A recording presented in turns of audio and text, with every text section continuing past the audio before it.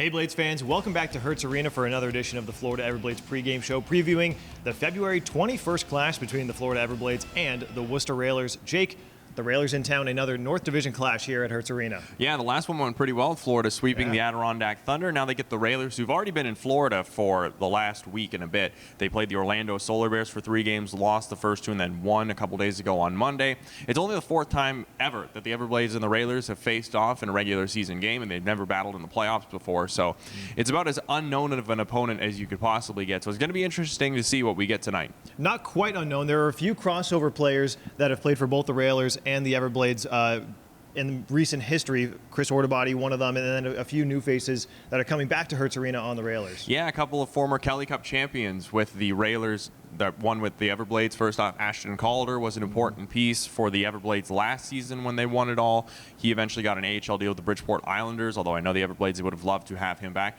And former goaltender John Muse, the playoff MVP from 2012, from the first Kelly Cup. It's been quite a while since we've seen him down at Hertz Arena, so it's great to have him back. And as you mentioned, on the other side of things, Chris Ortobody, I know he's excited to see some of his old friends down with the Railers.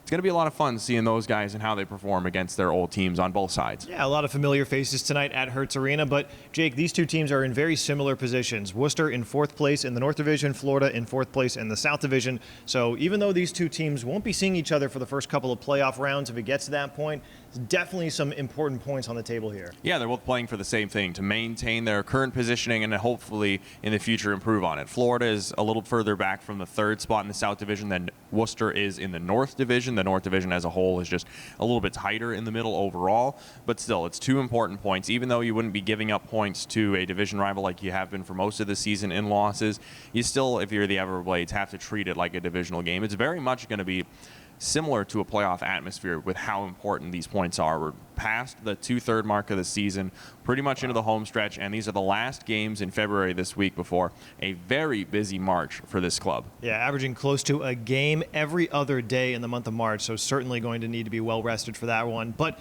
we kind of saw a little bit of a preview for that last weekend. 3 games in 3 days against the Jacksonville Icemen and the South Carolina Stingrays. The Everblades going 1-1-1 in that series. So a couple of good things to take away from some important games and a couple of things to improve upon. Yeah, some hard-fought losses and a really impressive win on Saturday. The goaltending was strong in all 3 games. The defense was, for the most part, pretty steady throughout all 3 matchups. But yeah, as you mentioned, there were some things to improve on, particularly finishing chances. I mean, if you go in 2 out of 3 games scoring 1 goal in each of those, you're going to be in trouble throughout the season. You can't rely on getting 1-0 wins every night. So getting more goal scoring is going to be important for Florida this week. In the game that they won on Saturday, it was the top line carrying the way with 9 points between the 3 of Joe Pendenza, Oliver Chow, and Luke Santurno. So it was great to see that line absolutely take over a game. The Blades, they need to get back to the way they were against Adirondack, where they're scoring all up and down their lineup. Definitely something to return to, and definitely a good opportunity to do so against another North Division team. Worcester has had some levels of success in the past 10 games. They're 5-4-1 in their last 10, so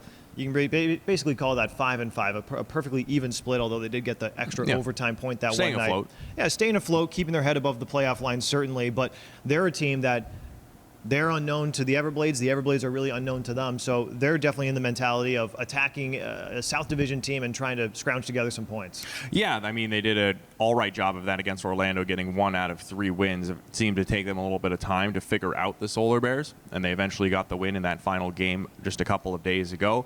There might be a bit of a feeling out process during the first period today. It's going to be whichever team can figure out how their opponent likes to play first and what weaknesses they can exploit, I think is going to be the key, especially in tonight's game.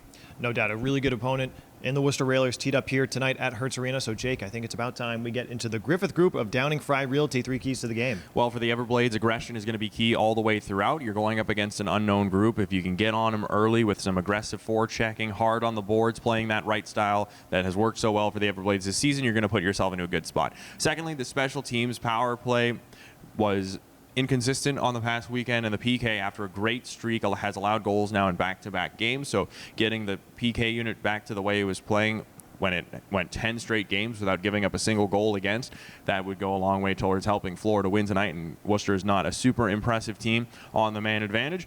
And then finally, you've just got to be strong out front of the nets. As always, you got to make sure that you're controlling the crease in front of Cam Johnson or David Tendick, whichever one's in for you. And then on the other side, you got to go for those greasy goals when they come up. Absolutely. Cam and David playing some really good games down that stretch last weekend, taking that 1-1-1 record. Another North Division clash here as the Everblades get ready to host the Worcester Railers. Enjoy our Hump Day deals all night. Puck drop at 7:30. We'll see you there.